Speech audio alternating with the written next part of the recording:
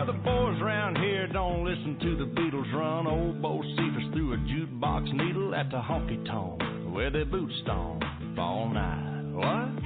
Yeah, and what they call work a digging in the dirt. Gotta get it in the ground before the rain come down to get paid to get the girl in your four-wheel drive. Yeah, the boys round here drinking that ice-cold beer, talking about girls, talking about trucks, running them red dirt roads out, kicking up dust. The boys round here sending up a prayer to the man upstairs. Backwoods legit, don't take no lip. Shoot a back, a shoot a back, a shoot a back, a spit. Oh, heck.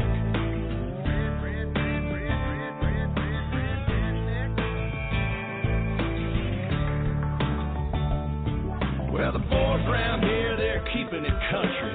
Ain't a damn one know how to do the Dougie. No, I'm not in Kentucky, but these girls around here, yep, they still love me. Yeah, the girls around here, they all deserve a whistle. Shaking that sugar sweet as Dixie Crystal. They like that y'all and southern drawl and just can't help it 'cause they just keep falling for the boys around here.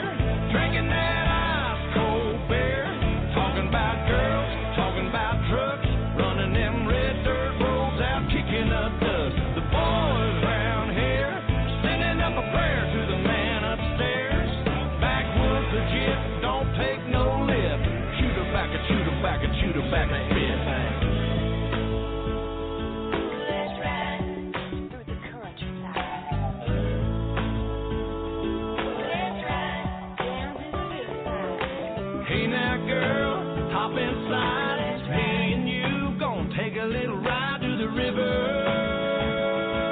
Let's ride. That's right. Lay a blanket on the ground. Kissing in the crickets is the only sound. We out of town. Have you ever got down with a do you wanna get down with a girl, you gotta get down with the boys round here, drinking that ice cold beer, talking about girls, talking about trucks, running them red dirt roads out, kicking up dust. The boys round here sending up a prayer to the man upstairs. Backwoods legit.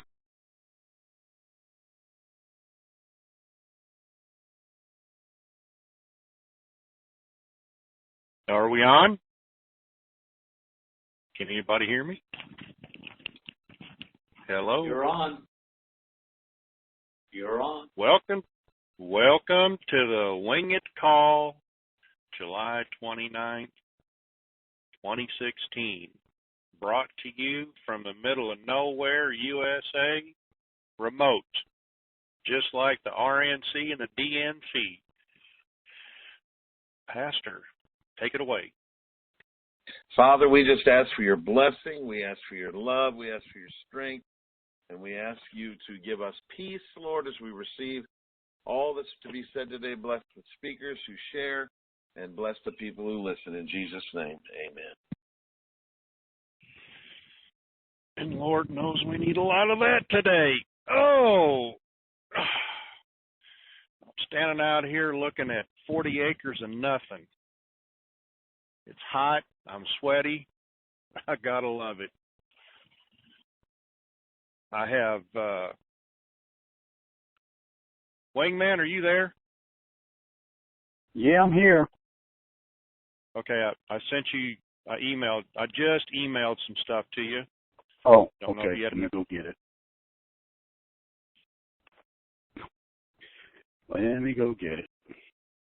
So, what have we heard today?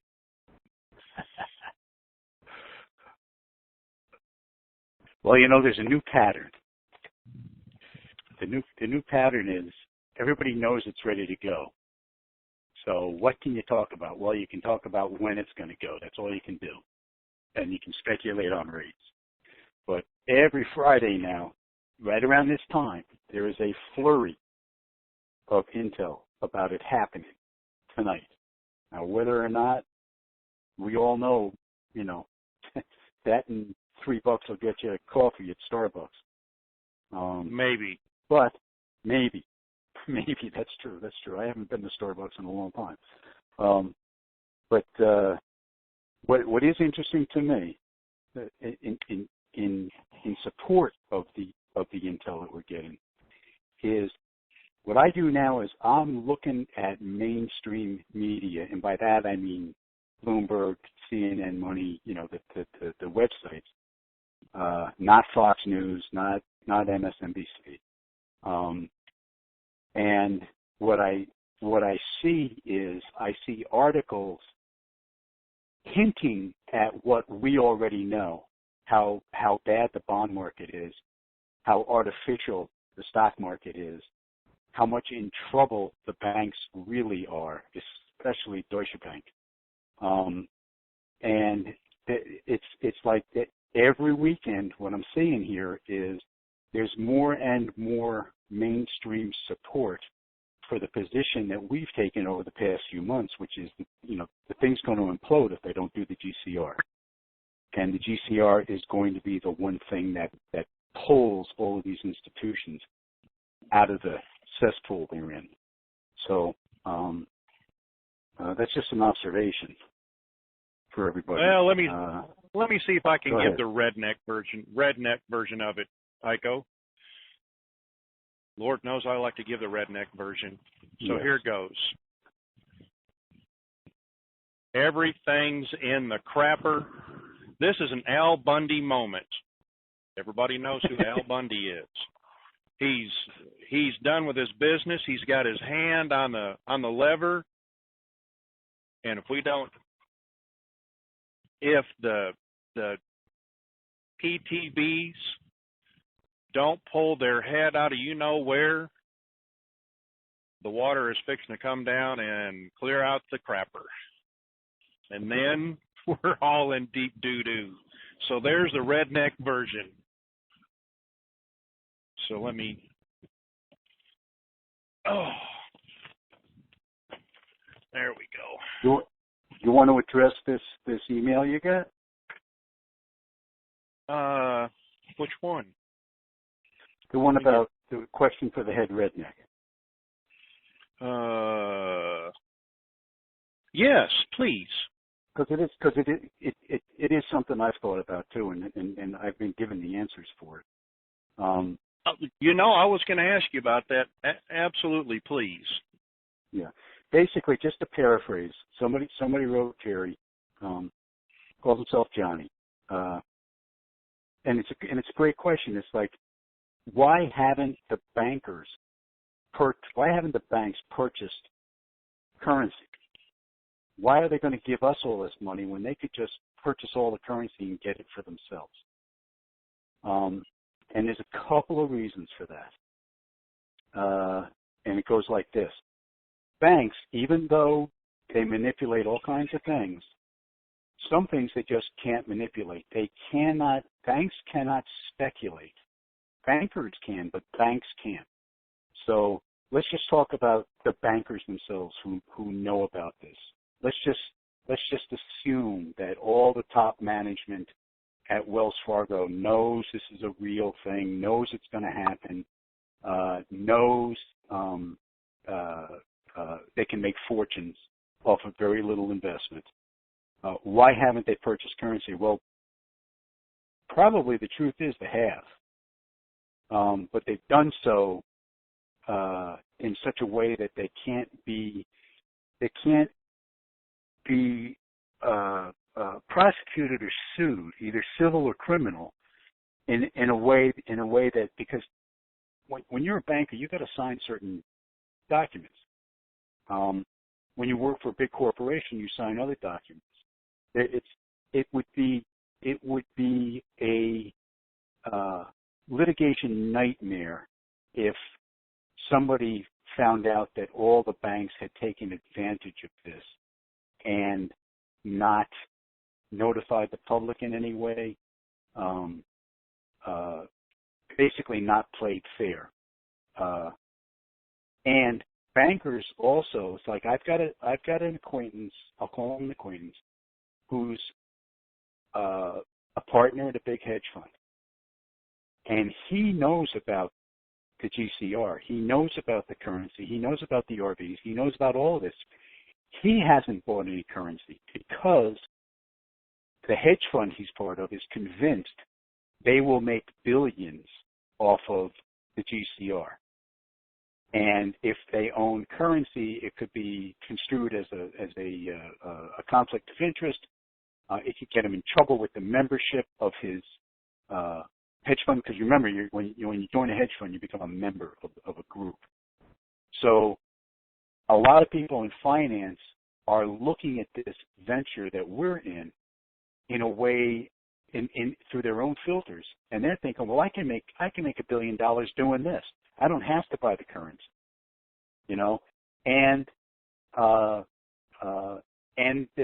and they've protected themselves. They're not going to go to jail. They're not going to get sued. They're not going to have a mass exodus of their investment members, their investment group, leave because they took advantage of something that they didn't pass on. So there's, in short, the reason the banks haven't taken advantage of this, as in other words, they don't look at this like we do. They don't look at, well, I'm going to buy currency and I'm going to cash in. They see it through a whole different set of rules, regulations, and profit motives. And they have done an excellent job at convincing their rank and file. And I'll use my own wealth manager as an example. He knows nothing. The last time we spoke, he said, you know more than anybody I know about this. I can't get an answer out of corporate. I can't get an answer out of anybody. So there are checks and balances in place around this event. And I also have a feeling that there is language, not necessarily in 13303, but in related documents and related laws that would prevent the bankers from participating at a certain level, at a what we'll call a whale level or something like that, or as corporations. They can't be a part of this. They can only be a part of it as individuals. So I know that's a kind of a shotgun approach at this, but I'm comfortable that the way the banks think they're going to make money and the way the bankers think they're going to make money is by indeed giving us the best deal possible, because it will strengthen their corporate position. And they've got stock, they've got boards of directors to answer to, and that's how they've been trained to become wealthy. So they're in that loop. That's how they're thinking about this whole venture. I hope that helps.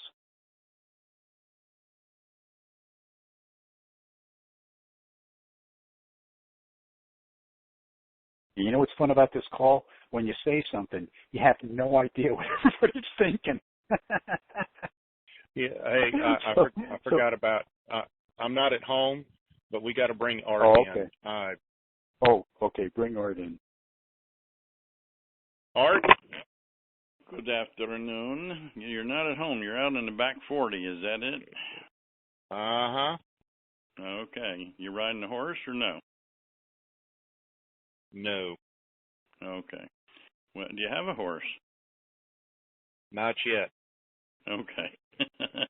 Maybe you buy a tribe of them or whatever, a pack of them, and whenever they come in once this thing happens. Anyway, good afternoon to everybody in Dinar Land, Pastor Stephen and your right-hand man, Iko there, and everybody in Dinar Land. All we're waiting for are the 800 numbers. Bruce, of course, last night was all excited and thought maybe, just maybe, while he was on the call, but we understand we're probably still looking for them today. That's all we really know, and that's all we need to know, and no more intel to gather, really. It's all done, and just in anticipation.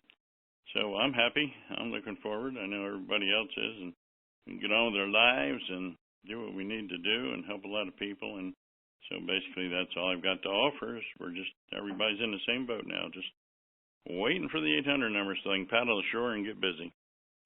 So that'll wrap me up for the day, and everybody have a great weekend. Spend that money somewhere as soon as you get it. Some of it. Exactly. Thank you, Art. All right. Yeah, I'd like them to just push the button, because there's going to be a moment after this happens that I'll be in a position where I'm going to spend money like a drunken sailor. It just won't be right off the bat, because I'll have other things to spend money on. Then I'll do that.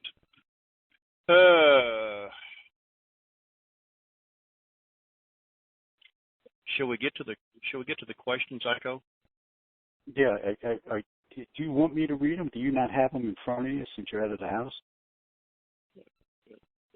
I do, but go ahead. Oh, okay. All right. Okay, so number one, has Japan's PM made his announcement? If so, what was it? And how does it affect us?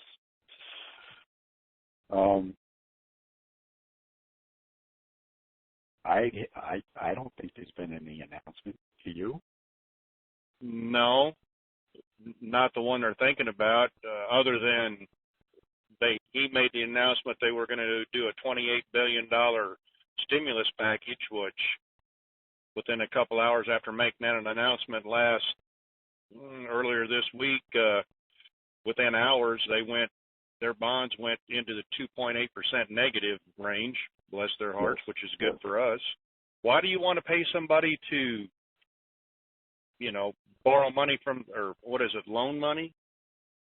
They're charging you for your money. Exactly. And that's currently 30% of the bond market is doing that. So it's probably more than that by now. Might be, according to rumors. Might be. Question 2. Philip Tilton said we crossed the finish line and the private groups would go in the next 9 days. Public would go August 8th. Are we considered private or public? Well, we've heard both. And again, and I hate to sound like a broken record, so forgive me. We don't know the rules of the game and won't until we get there, until they start notifying people. I would like to think that we're part of the private group. Oh, and also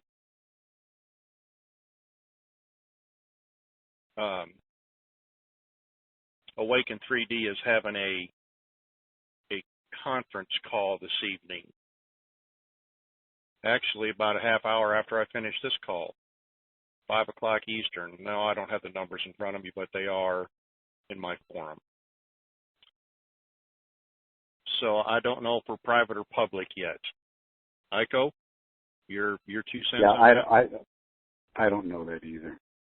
And quite frankly, there's been so much disinformation and good information put out now that they have successfully confused everybody on this issue.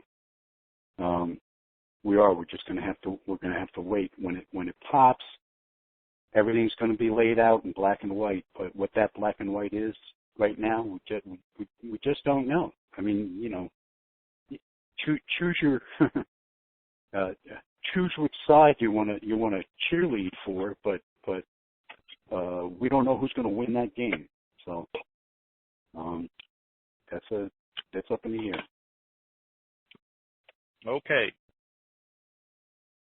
Question 3. With the mainstream media reporting about tensions escalating between China and USA on one hand versus the intel we hear that China is being benevolent and loaning the USA gold to back the new currency, amongst other kind gestures, which is real? How can both be legitimate at the same time? I find this very difficult to reconcile. Any insights would be appreciated. The media is completely controlled and will only let you know what they want you to know. So you have to start looking at articles and then sometimes read in between the lines. And let me tell you, even between Iko and myself and some other people, we all are reading the same article, getting different insight going, no, that's all wrong. We've actually had arguments going, no, you're full of crap, until we all come to a consensus, and we don't always come to that. So I'm being perfectly honest with you. We only know what they're reporting, and then we try to read in between the lines, and we don't always get it right. Okay.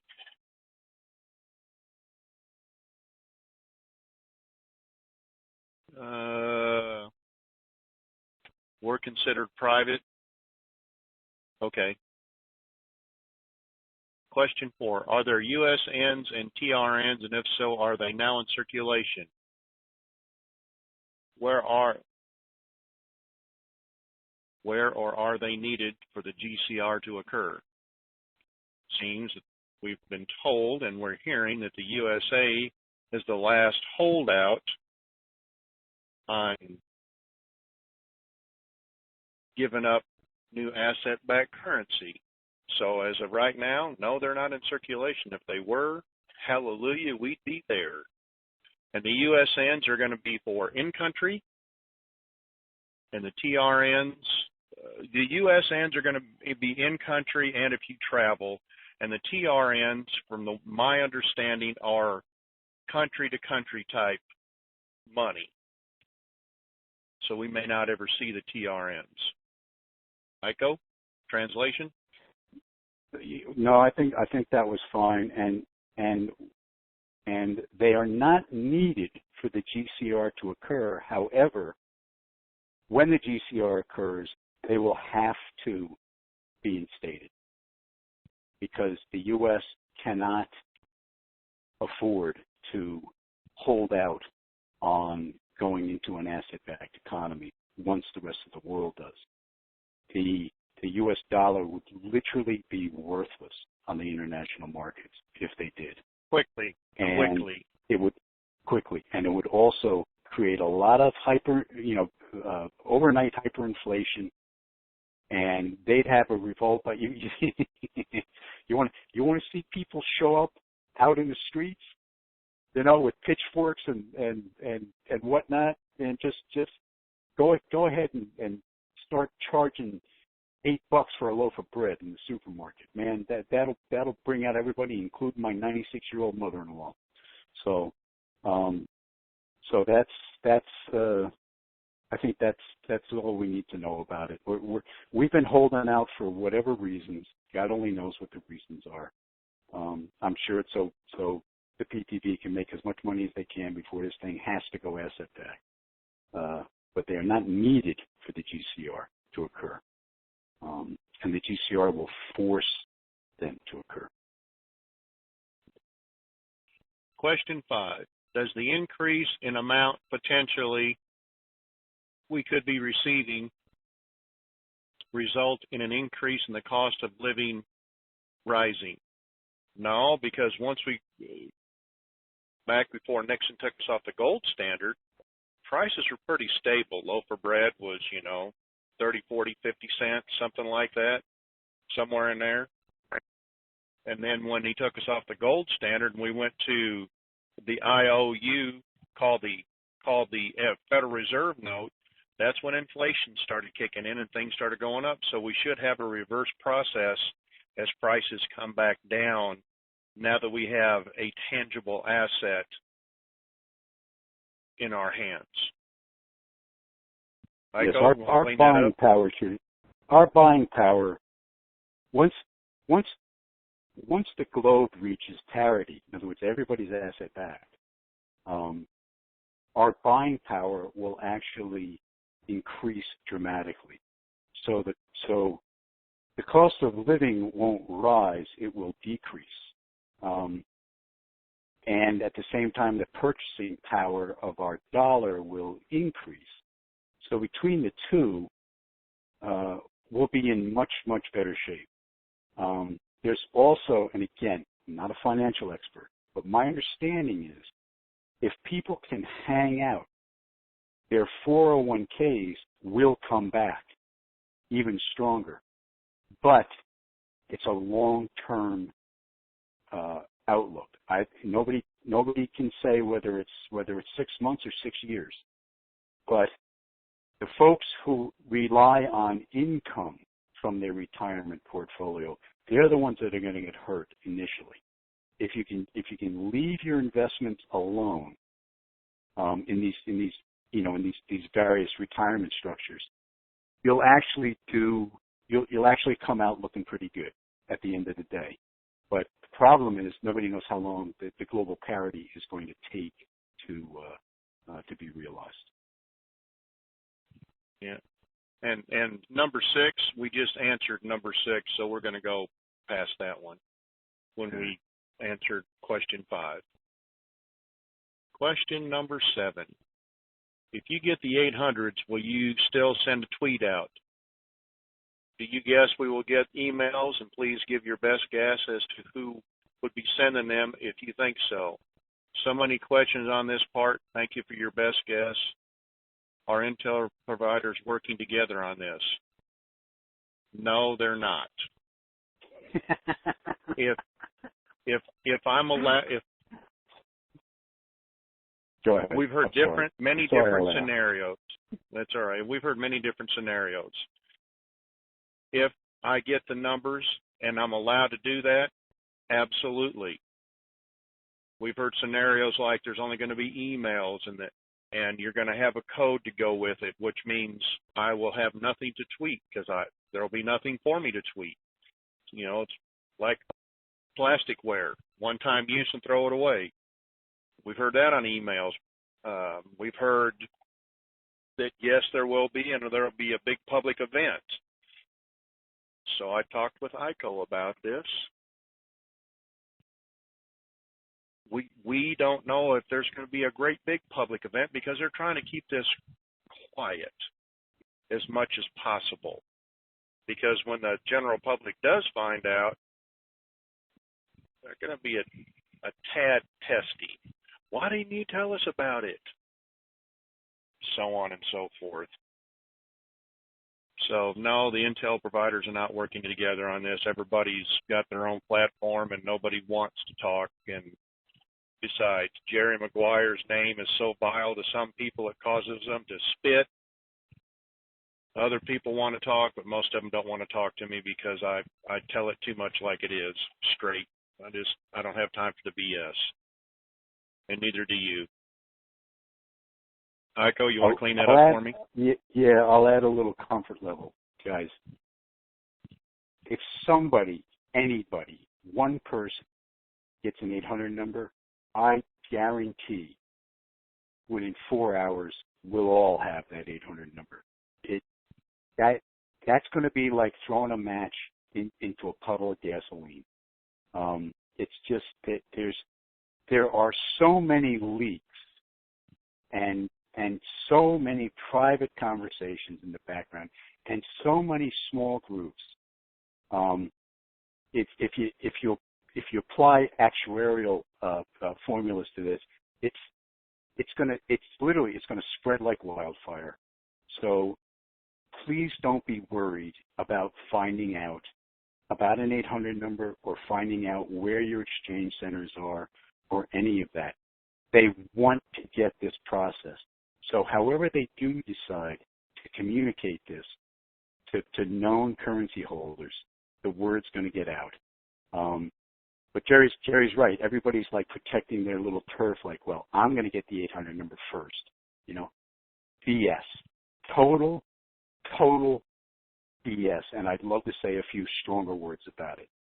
Don't be worried about finding out when this thing's released, what the international rates are, and where to go to exchange your stuff.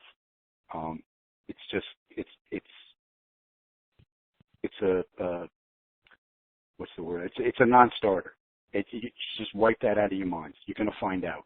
That's it. Whether we're private or public or in groups, or privileged or, on special lists, all of that nonsense. Just get it out of your head. They'll get us into the bank. They want to get us into that bank as fast as possible. Especially the Zim holders, especially. Yeah. Here we go. Question 8. Do you think there will be a structured payout if one simply takes the international rate on all currencies? Well, I've said that we no longer talk about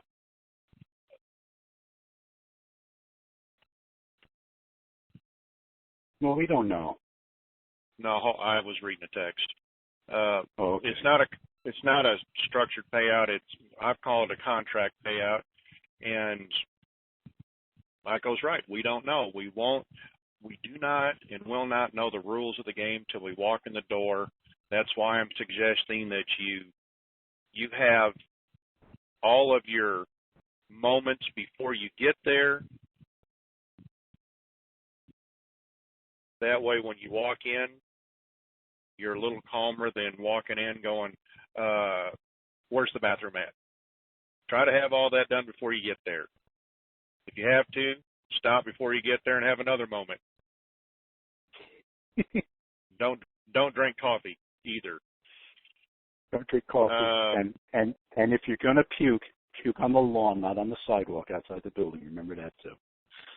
Yeah. As a matter of fact, take you an airline puke bag take a when bag you go with you, inside. right?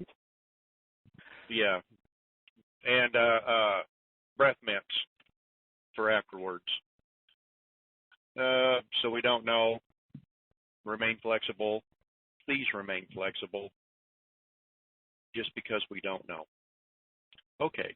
Question 9. Once we call to make our appointment, can we make it a day or 2 or even 3 days out from the last day we called, from the day we called to schedule? I wouldn't wait 3 days. If you're not prepared now, get prepared. Try to get in within the first 36 hours. That's my opinion.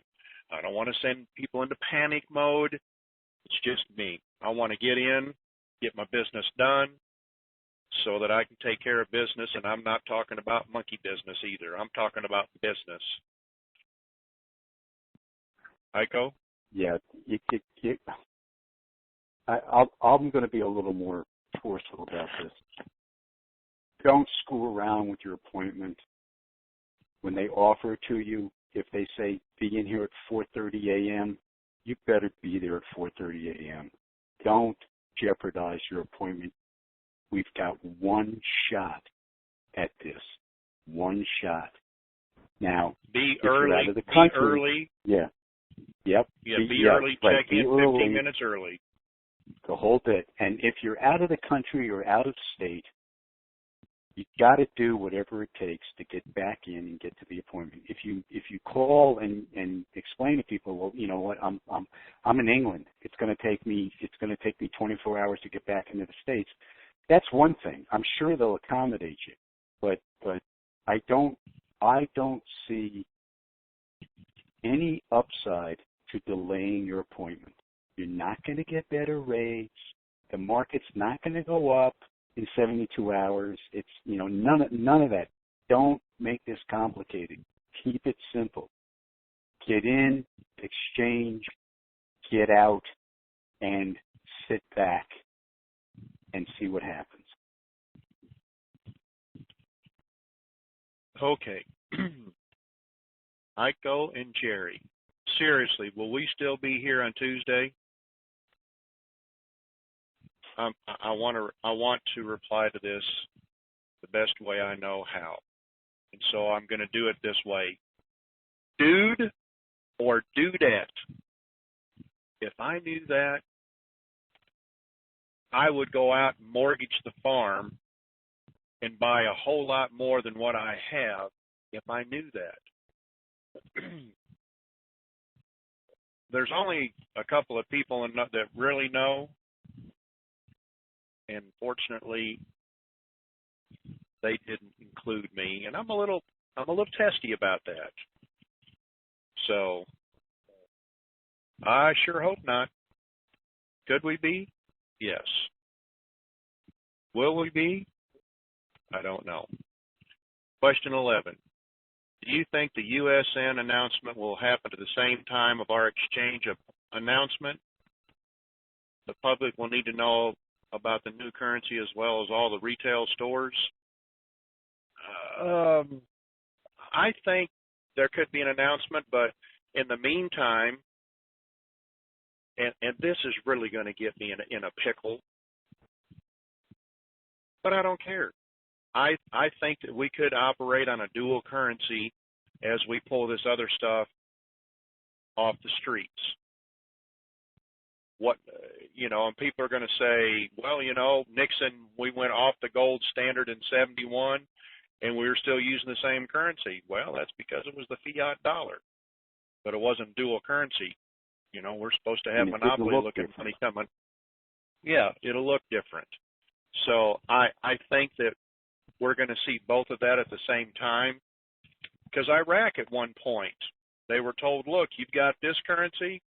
It's no good after date X, turn it in. And after that, if you still got it, sucks to be you. Yeah. I think there's going to be a very well thought out, well laid out program of introduction on the new currency. Yeah. And again, they go ahead. No, I was just going to say there's going to be bank displays. There's going to be mainstream news articles about it. They may even have a public service announcement on television saying this is this is what's going to happen, but they're not going to spring it on everybody. That would cause a panic. They didn't consult me, and again, I've got another bone of contention with them, but that's okay. They're going to pay for it in the end. I've got demands for them not doing this. Question 12. Can we do a little math using some simple numbers? If we have a 10 trillion note Zim invested with the bank at 1% interest, can you tell me what would be the quarterly interest payment? If we added a zero to the 100T still at 100%, will the quarterly interest payments also increase by 10? And so forth as we increase the amount invested. Thanks for all the help you guys have been. No math today, because then I'm out in the boonies, okay? No. Unless wingman? Well, I was just reading this. I think all right, yeah, let's do this, okay? Let's go with the popular theory right now, which may or may not be true. So we've got a 100T note, okay, minus the 6 zeros.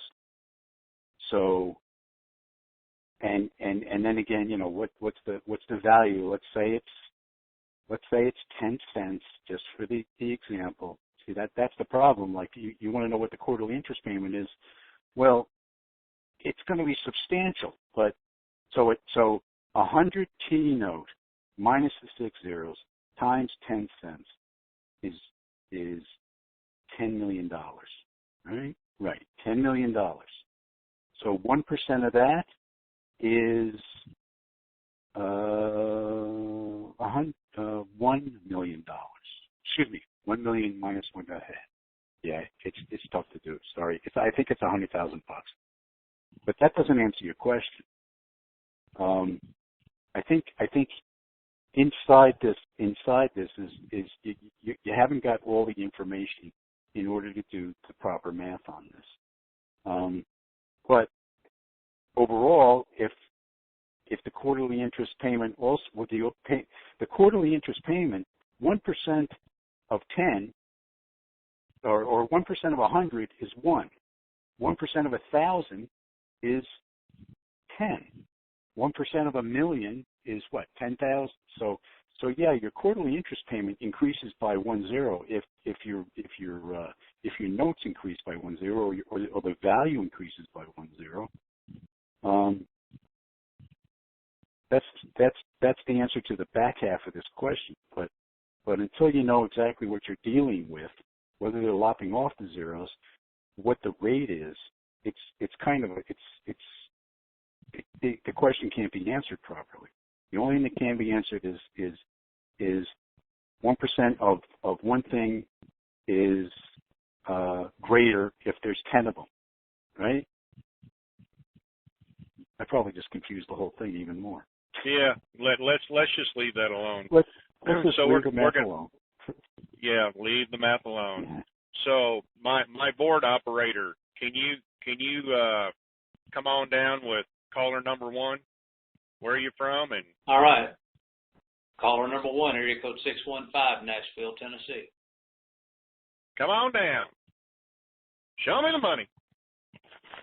Sorry, I had to unmute. Can you hear me? How you doing?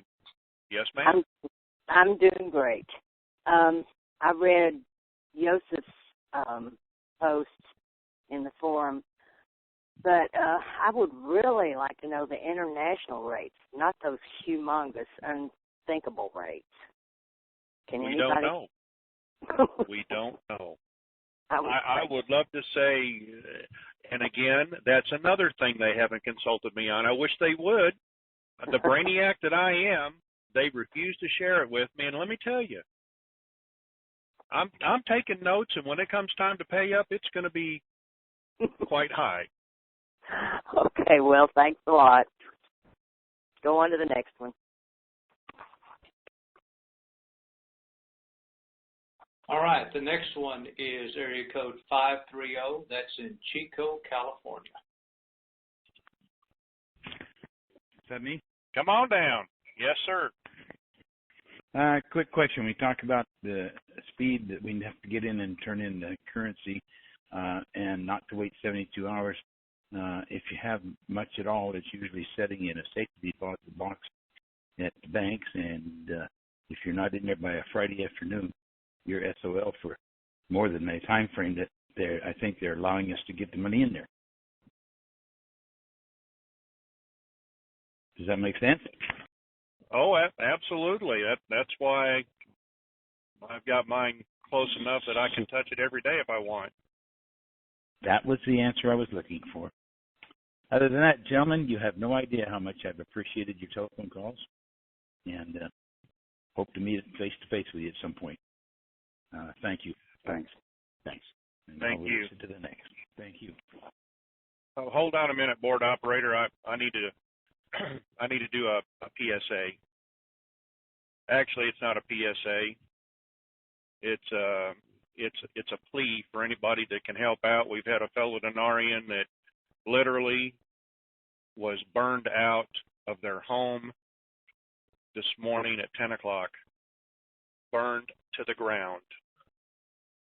The only thing they got, and I know you probably think I'm making the story up, the only thing they got out of the house with was the T-shirt they were wearing,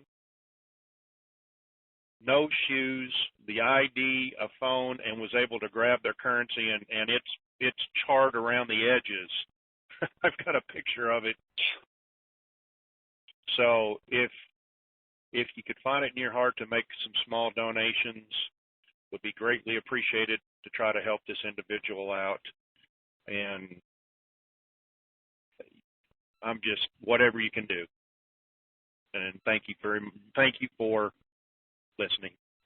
Okay, let's go on to our next one.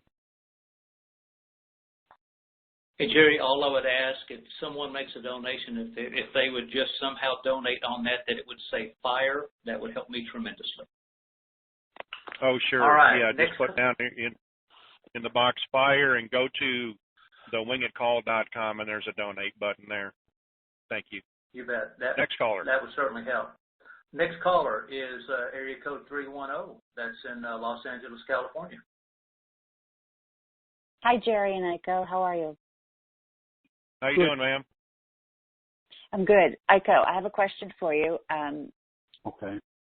I really, let's see, so I don't have a trust set up, and I kind of, how long do you feel that I can feel secure leaving my deposit in Wells Fargo? I primarily have Zim. I mean, I have Dinar as well, but my plan is to go to Wells.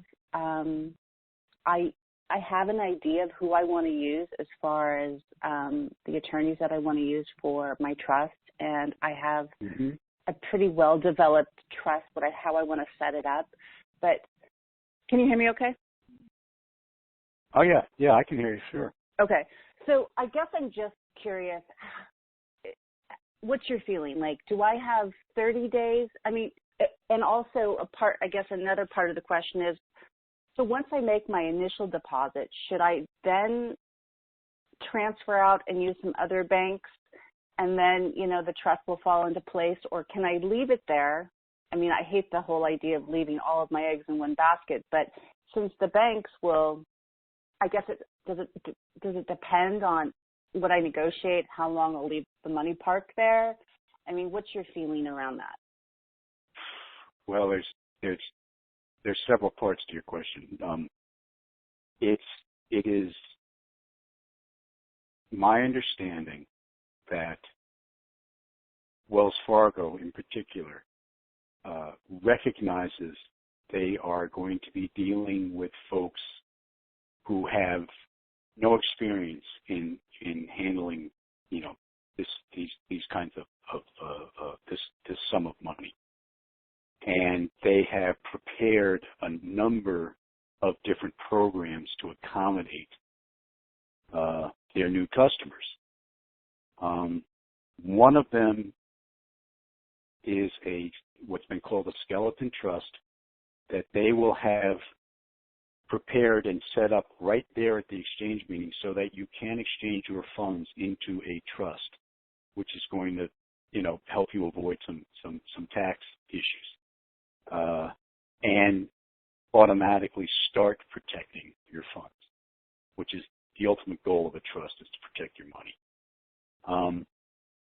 And then you can take your time in setting up your primary trust, and you can transfer it as long as those funds go from the skeleton trust into another trust. Again, you're not creating a taxable event. Remember, it's only when you actually take money out of a trust and spend it for your own benefit that you get taxed. So, a couple other things I've heard over the years. One is that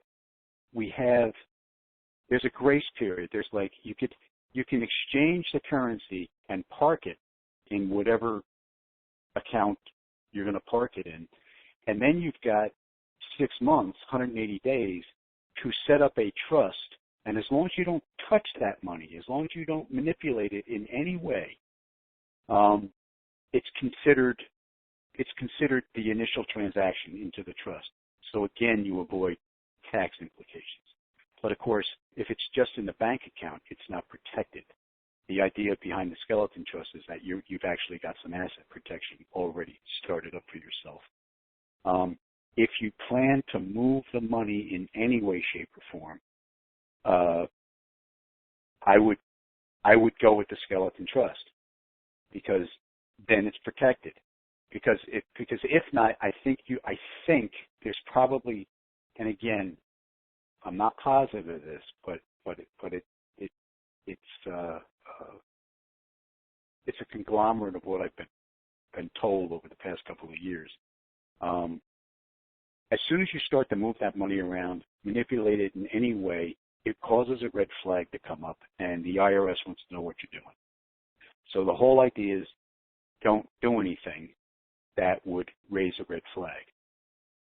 Does that help? It does, but so this just I'm so sorry to take up your time. So this raises another question.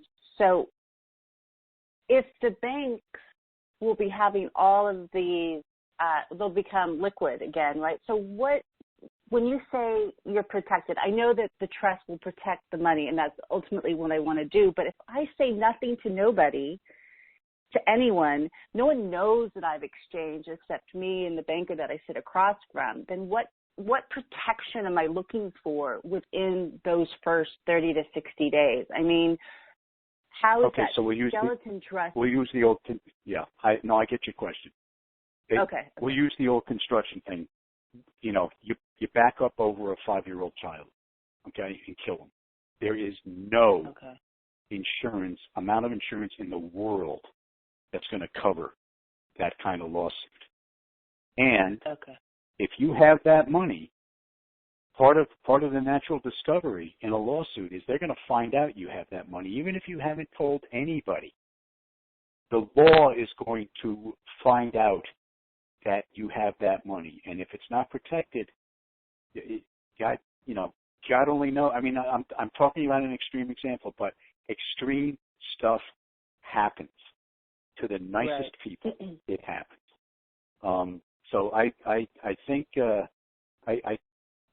I'm pretty sure this skeleton trust does exist. Okay.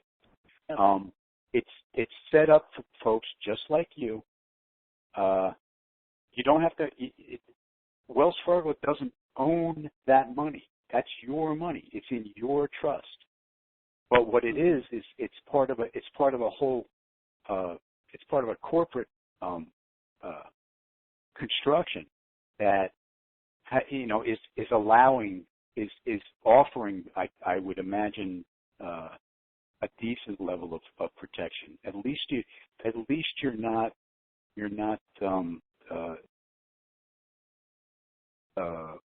flat out liable for whatever you get into. And things happen. That's all. You just don't want to expose yourself that way. The other thing too that the skeleton trust will allow you to do. All these questions are really for financial experts. I'm just giving you my 2 cents, right? Yeah. As an Oh, amateur. yeah, Lord, we forgot to give our disclaimer at the beginning of the And we forgot call, to do the too. disclaimer, didn't we? Yes. I'm going to hold you to it. Well, you're right. Exactly. You got to find me first. Good luck. Right. But my point is this: you're going to have the money to hire the best advice out there. Okay. No, absolutely. I agree. Yeah, I got it. Yeah, and so so go ahead and do the skeleton trust, park the money, and then start shopping the advice. And these NDAs that we're all so afraid of, that NDA doesn't say you can't call up a fellow denarian and say, hey, what are you doing with your trust? Or what are you doing with your diversification? As long as you don't say the amount you exchanged and the rate you exchanged that's what the NDA is covering. We're all allowed to talk after this. It's not like we all have to, disappear on one another. So if you've got a support group, which, that's what I've done. I've got a group of people that I'm going to compare notes with, post RV. And we're all going to share information. Many heads are better than one. There's no 2 ways about that. So, and you'll be able to do it methodically. You don't have to panic. Again, the banks are going to be real healthy once GCR begins and the RV happens. So you don't have to worry about losing your money. If there is some tax implication down the road, well, what is it? It's death and taxes, Yeah, I'm planning on keeping 50%, or even I'm in California, so I'm even 60%. Wow. That would just be another worst nightmare. You know what I mean? Right. Yep. I can't even imagine. Yeah. So let me ask you really quick. Okay. Can I ask you one question? Mm-hmm. So about this Sure. NDA. So really quick. So I live with a non-believer, as in, he rolls his eyes at me when I talk about dinar. Okay, so I feel that I could do much better if I go to the bank by myself. Like, I won't have that rolling eye over here, in front of the banker with me. Right. So I'm not looking for I don't know. I want a high rate. I want the best. Okay. Here's a question for you. Are you married to this eye roller? Yes. Okay. The only way that you will be able, I believe, not to have to take that individual is if you're putting it into a trust or some type of vehicle. And so if you're putting it into the skeleton trust, that should cover it. But if you're exchanging into your own name, they want both of you there to sign an NDA so that both of you can't talk about it. That's the issue. Okay? So just something to think about. Okay? Okay. Thanks, guys. Appreciate it. All right. Yep. Mr. Operator, can you bring us another contestant? Another contestant, area code 305. That's North Dade, Florida. Jerry, is that me? I don't Hello. know. I'm not at the board, but we can hear you now. Come on down. Great. Hey, listen, Iko just answered all my first part of my question regarding the trust information, but the second part I have is I think I'm kind of a charter member of your forum, and at one point I was getting on it almost daily just to kind of read what's going on. And in the last 2 or 3 weeks, this is a forum logistical question. In the last 2 or 3 weeks, I haven't gotten on, but I listened to all your calls. Yesterday, for whatever reason, I decided to go in because of the tweet that you had sent out that was a little bit confusing. So I went in and found out I can't get on. Somehow it doesn't notice my password and my whatever okay, so anymore. here's what happened. You weren't Okay. reading the banner at the top of the forum nor the many warnings put out there, and I'll get you back in, but it was if you need to log in and actually make a post and get an avatar so that we know who you are. And you didn't do that, and so your account is not terminated. So send your ID to the WINGIT call, and she'll get you back in. So this is an email I sent to the WINGIT call, right? You just email to the WINGIT call at gmail.com. Great. I'll take care of it. Thanks so much, Give her- guys. And Iko, you guys All are right. great. Thank you, sir. Thank you. All right, sign. Next contestant, please. 713, Houston, Texas. Can you hear me now? Yes, sir. This is Big Brother B in Houston, Texas. And this is for both of you. I've been listening to what we saying is going on. Can you hear me? Oh, yeah. Okay. Well, this is planned because I haven't opened up a trust account as yet. And we'll just use simple numbers. Let's say we got $10 million. I'm going to tell the bank I need like 5 checks for $125,000 and the balance in one check up to $1 million to distribute in different banks for different reasons. I'm a cancer patient and I need to take care of a large amount of medical bills. Mm-hmm. Would that be a problem doing that like that? And I don't have a problem with letting the rest of the money stay with Wells Fargo or whoever is going to be my exchange agent until such time as to I can get it all this done, the trust and my accountants and everything set up. Any transfers from one bank to another, just do a wire transfer. The government likes that better, and it'll go through quicker, and then it's also a better security. Because if you walk out with a cashier's check made out to, if it's not specifically made out to somebody, it's going to be made out to you. That's correct. Somebody can take that and run with it. So protect yourself. Okay, you saying that I should have the bank, the exchanging bank, wire the money to other banks. The reason why I was asking for the checks was because I haven't even established these accounts. I don't have the resources as yet to open these bank accounts. I just wanted to get a toehold into these smaller state banks. Okay, so here's what you do. After you've done your transaction at Wells Fargo, then go to these other banks. Because they're going to give you pocket money. Okay. No big deal. You can open up these accounts that you want for $100, couple $100. Okay. And then have them print out a routing and an account number for you. You go back to your banker at Wells Fargo and you say, send this money here, and hand them the information. Sounds like a plan. Thank you, sir. From Big Brother B. You're welcome. Thank you so much. Bye-bye. All right.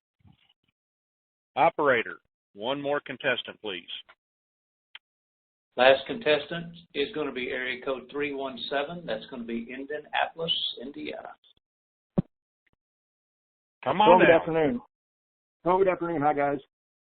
I have a question on exchanging. If you would go in and say you're dressed like you want to normally dress, or your house burned down like some other fellow earlier on the call, which is a travesty, or that's just how you are. And you go in and you say, I've got this much money. And they go, well, I'm going to judge you by, you look like my ex-wife. You look like this professor in school. You look like whatever. Instead of getting $1 for your exchange, you might get 50 cents. So what happens to the other 50 cents? Iko, can you take over for a minute? Yeah. So we're all under the assumption that the bank is getting a fixed amount for, let's just use the dinar as an example. So the bank is going to get, if the international rate is $4, the bank's supposed to be getting, I don't know. And this is dangerous, so I'll keep it real simple. The bank is getting $10. So they can give you as much of that $10 as they want. Okay, so that's the premise here.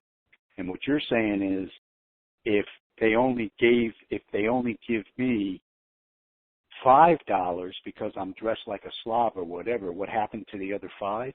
They keep that $5. That's what the bank keeps that money. But it's our understanding that they're being, how shall I put this? There's an incentive in there for them to give you as much as they can justify giving you, because somewhere through the math, it benefits them on the back end. I think it's because you become a depositor, or you go on record as having exchanged at that bank, so they owned that money for whatever, 24 hours, whatever it is, even if you pull it out the next day.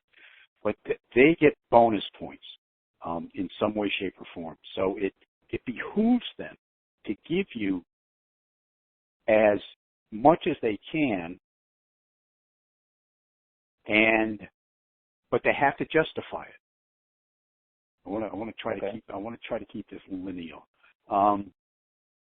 There's got to be a magic formula in there that I'm sure they've worked out, where the most they feel they can give you is, in this example, let's say the most they can give you, they want to give you is $7, because the benefit of giving you those $3 extra starts to infringe on the $3 they got left out of that 10.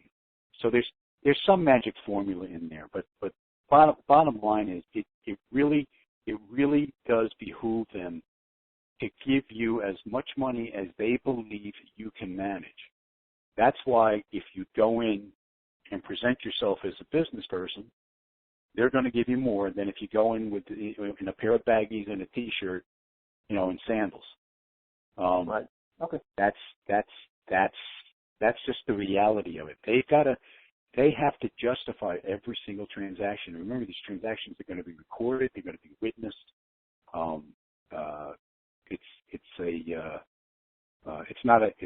It's not just a simple go in and open a checking account. There's got to be some credibility established, and it's all around those laws that got passed. Know your customer, et cetera. Why do you want to go in casual? What? I'm just curious. What's behind your question? Well, I guess I've been fortunate enough to have been over Europe, ex-military. I've been to Mexico, Canada. I went last week to Canada. I go into the Hilton I'm staying in. I go, here's my $100 American. They give me $100 Canadian, or $120 Canadian. Right. So I go into an exchange at a Wells Fargo or whoever, whatever, wherever. I just don't understand, if this is the going rate, how can somebody say, oh, you got baggy pants on, I don't like it. You look like this person who I can't stand. You look like the cop who pulled me over yesterday for no justification.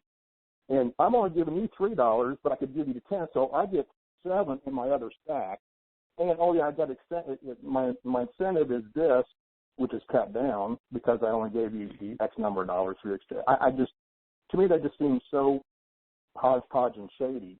I mean, I could come up with 100 excuses why somebody can get stiffed, and so the bank is going to get your money anyway. So who do they care about? Who do they care why you aren't? And it's kind of like, oh, you aren't wearing blue socks today. You didn't get the memo, huh? I'm giving you $1.50. Well, look, it just seems kind of shady that way. Well, yeah, you know what? It is. Okay, it is. There's, like I said, there's some magic formula there that they're using. Right. But what you want to do, and again, keep going back to this. We've got one shot at this, everybody. One shot. So play the game that day. Go in, looking your best. Go in, being your best. They understand that they're not getting already established multimillionaires sitting across the desk from them. Right, but you also can't judge a book by its cover. That's right. But I'll tell you something. You can't judge a book by its cover.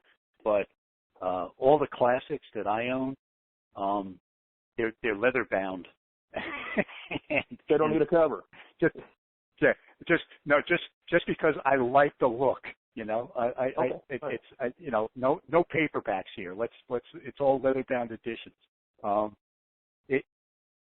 It's okay to play the game if you know you're playing the game. I guess that's what I want to say. Right. You're not compromising your own self integrity. And just remember, we got one shot at this. So when in Rome, do as the Romans. That's one of the best pieces of advice that ever came down. It makes total complete sense. I appreciate your input, and have a great weekend. Yep. Thanks, guys. Thanks. Thank you. Operator, can we take one more? One more. 503, Portland, Oregon. Oh gosh. Come on down. Hi there, guys. Portland, Oregon. Hi there. How you doing? I don't know if you can. I'm doing great, but my question was already answered. I'm outside watering now, so I'm going to have to pass. Thank you so much, Jerry, and the rest of you. I listen to you every day. Thank you, ma'am. Well, there we go. We've had another. There's only one. There's only one Go more ahead. if you want to take it. Last Absolutely. Caller. Hey, Last 918. That's in 918, Tulsa, Oklahoma. Hello. Hello. Oh, hey, great. You can hear me. Thank you. Well, first off, I got a question for you. You bet. Who's your favorite college team? Oh, it depends on if you ask my husband or me. No. I'm asking you. Well, I'm a Cowboy. And I'm sure if it's not a Texas team, we might have to end this call. Oh, dang. But I'm a Cowboy. I'm an OSU grad. My husband is an avid Sooner fan.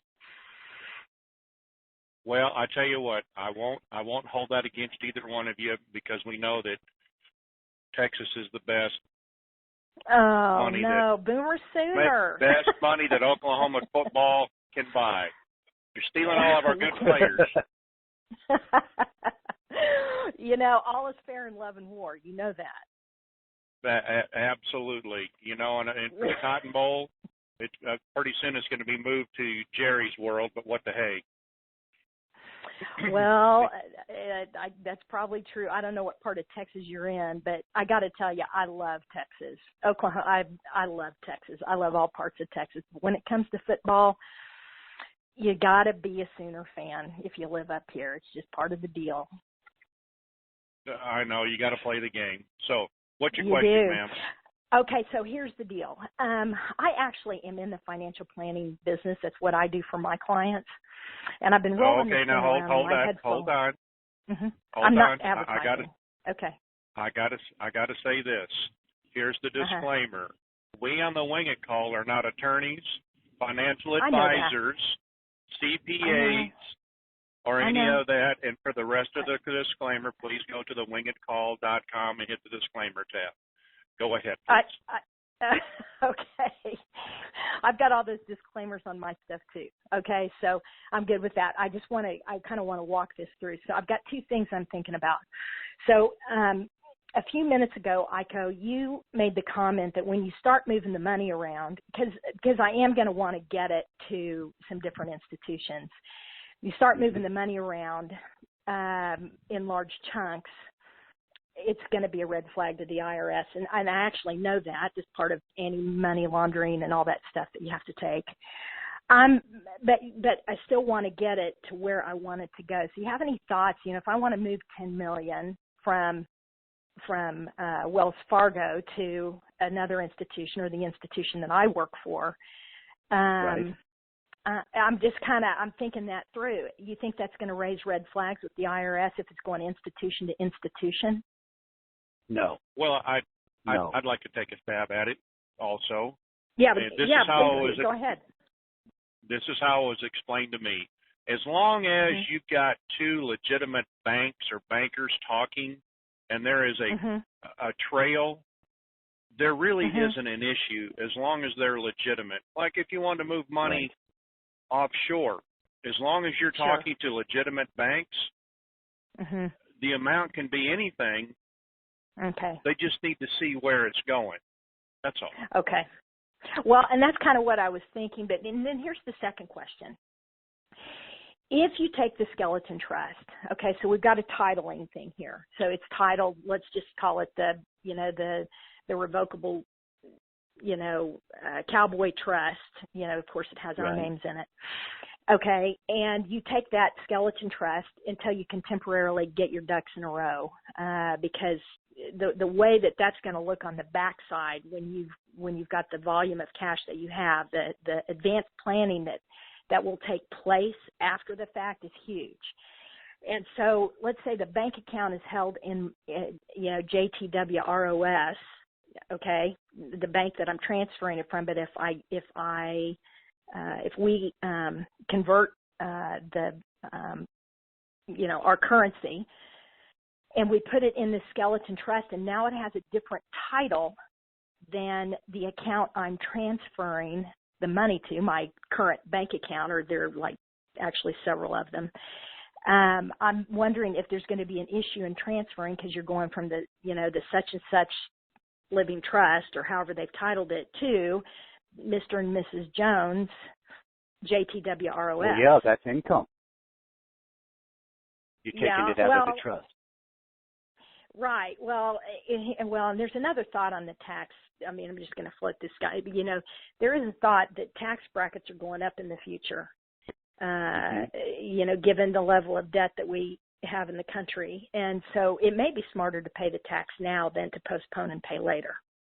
Yeah, just a thought. Well, but if look, I'll tell you what I'm doing. It sounds similar to what you want to do. Okay.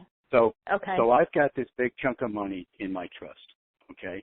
Now I want to diversify. Part of my diversification is I'm going to distribute $10 million to the 6 credit unions that are in my area here. Okay. And oddly enough, everybody says $10 million. That's all they want. Same thing with the financial advisors that I'm friendly with. And so my goal is, as part of my diversification program, is to do that. Now, what I'm doing is I'm setting up, let's call my trust the ABC Trust. I'm setting up bank accounts for the ABC Trust in each of these other banks. So it's still ABC Trust money. And then, of course, everything that I purchase, everything that I do is through the trust. So I'm only going to pay tax on my administrative draw. Okay? Right, what you pull out as income. Right. Right. But again, the cars, the houses, the boats, the planes, the helicopter. Now, of course, you have to justify this stuff. You can't just go willy-nilly. I was going to say, you're going to pay all that with the pre-tax dollar? You're going to pay all that with the pre-tax dollar? Really? I'm going to pay all of that through the trust. Absolutely. Well, I mean, historically, I'm familiar with, of course, revocable living trusts and the ability to, hold all of your assets in a revocable living trust. But I think you don't get tax deferral inside a revocable living trust. You're only going to, it sounds like there's a special trust that Jerry and the gentleman that he's worked with, I've heard a couple of his calls. It's a unique trust that he's set up for tax deferral. So it almost works more like a deferred annuity than say the ordinary revocable living trust, because you don't have tax deferral in that. And so it's actually been kind of an interesting concept, to listen to that. Something that I've learned over the years is there are vehicles when you get into the tens of millions in net worth, there are vehicles that even as a financial advisor you haven't been exposed to. I know of one. I was recruited by a financial company to be an advisor, basically to go after mid-sized company business for them. They were affiliated with the principal. Okay. And what I found was, if I was looking at people, who were making $500,000 a year, there was one set of products, but we had the guy in the office next to me brought in a $90 million account, and they flew him out to Wisconsin to headquarters and told him what they could do for this individual, and it was nothing like what they were allowing me to do with a $500,000 a year client. Really? There are all kinds of avenues and all kinds of products, and they don't advertise this. They don't want their their average financial advisor to know about this stuff until there's the need to know. So, the need to know, right? It's under the radar. Yeah, you bet. yeah. So I think what's going to happen is, and you're lucky because you've already got a foot up on most people. Okay, but I think what you're going to find is, depending on how much you actually net from your exchange, there's all kinds of things that they're going to offer you to help you out with, and your whole basic plan may change after you get this information. So, right. Fortunately, there's I'm able to think on my feet pretty quickly because I've been doing this for a long time. So you can assess the situation really quickly and go, oh, okay, so this works like this. And but I think you're right. That wait and see approach, honestly, you have to be, to a large degree, I mean, you can have your ducks in a row, but really you've got to be ready to call an audible, in the middle of it, because you're going to learn things right then and there, and you're not going to be able to turn around and say to somebody, what do you think about this? You just got to call an audible. Yeah, everybody says think outside the box. Your box is going to be a Rubik's Cube. All right, ma'am. Okay. Thank you very much. I'll get off. Yeah, thank you. Bye-bye.